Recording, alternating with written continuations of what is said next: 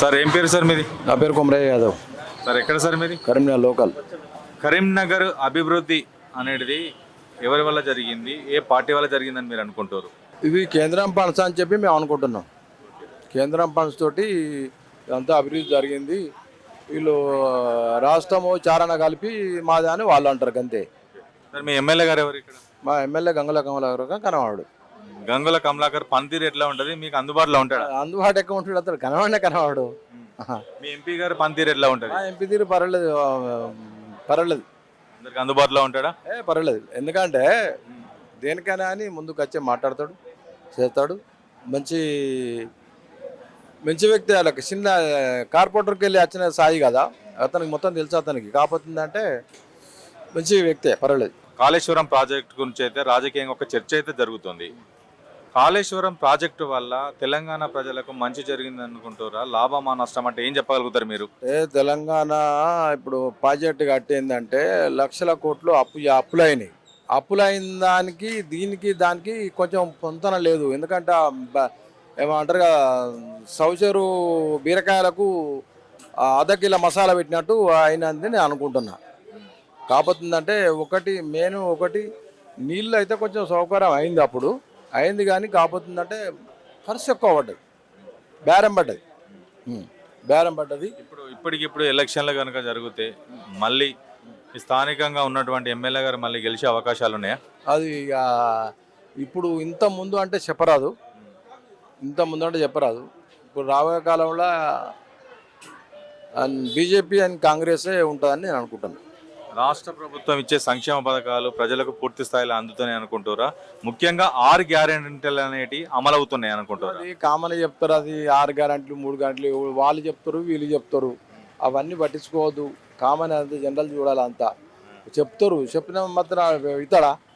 ఇయ్యడు, అవన్నీ ఇయ్యడు. ఏదో ఇప్పుడు బీఆర్ఎస్ ఉన్నది, పార్టీ ఉండే, ఇది అనడు అదనడు, డబుల్ బెడ్రూమ్ ఇది అనడు అదనడు, అన్ని మాయమాటలు చెప్పిండే కథ గద్దెక్కిండు అని చేసిండు, పక్క జరిగిండు, కథం మీదికి లావాటిండు, కిందికి అయిపోయింది కథ వ్యవస్థ. రాష్ట్రంలో బీఆర్ఎస్ భవిష్యత్తు ఎలా ఉండబోతుంది? మళ్ళీ అధికారంలోకి వచ్చే అవకాశాలు ఉన్నాయి? బీఆర్ఎస్ అంటే అది వేస్తారు, 20% మంది వేస్తారు ఓట్లు, వేస్తే అవుతుందా?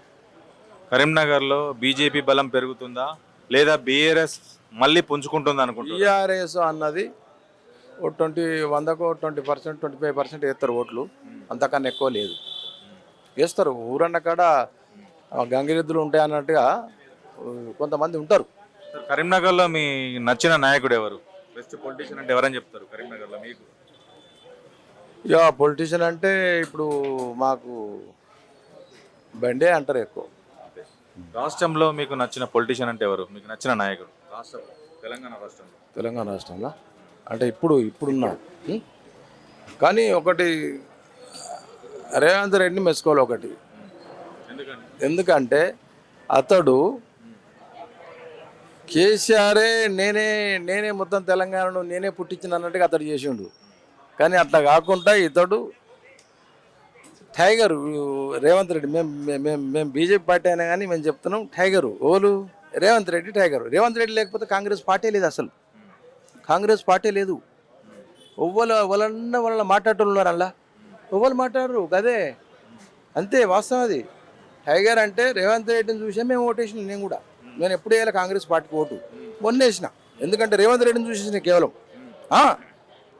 టైగర్ అంటే అది టైగర్ అంటే నలమలాడు అంటే నలమలాడు టైగర్, అది వాస్తవం కాదు. పక్కా పర్ఫెక్ట్. కాంగ్రెస్ పార్టీ ఉన్న టైగర్ ఒక్కడే అంటే ఒక్కడే. ఎంత వాళ్ళు కామన్ జనరల్గా అది ఇది మామూలు మాటలు మాట్లాడితే రాదు. కేసీఆర్ కూడా అప్పుడు ఎక్కువ మాట్లాడితేనే కొంచెం టీఆర్ఎస్ వచ్చింది, అప్పుడు మన తెలంగాణ ఏర్పడ్డది. కాబట్టి అదే విధంగా ఈ రేవంత్ రెడ్డి ఆ పార్టీలో ఒక్కడు మాత్రం అందరికన్నా ముంచిపోయిన టైగర్. ఒక్క మాటలో చెప్పాలంటే రాష్ట్ర ప్రభుత్వం పనితీరు మీద ఏమని చెప్పగలుగుతారు? ఈ రాష్ట్రం పనితీరు అంటే అది మామూలుగా ఇక చేసుకుంటా పోతూ ఉంటారు. అప్పులు ఎక్కువైనా వాళ్ళు అంటుర్రు. కామన్ చేసే మందం చేస్తుర్రు, వాస్తవంగా చేస్తుర్రు, ఆ టైంలో చేస్తుండ్రు. కానీ కాంగ్రెస్ పార్టీ బీఆర్ఎస్ పార్టీ కన్నా పర్వాలేదు. అది మొత్తం దాచుకుంటూ అయిపోయింది. వీళ్ళు మాత్రం ఇక వాళ్ళ పని వాళ్ళు చేస్తుర్రు, వాస్తవంగా చేస్తుర్రు. ఇప్పటి కూడా వాళ్ళు కాంగ్రెస్ పార్టీ అంటే కొంచెం ఉన్నది కానీ కొంతమంది ఎక్స్ ఉంటారు కదా. ప్రతి హోటళ్ళలో 10 మంది 100కు 10 మంది ఎక్స్ ఉంటారు, 10-15 మంది ఎక్స్ ఉంటారు, అట్లేం లేదు.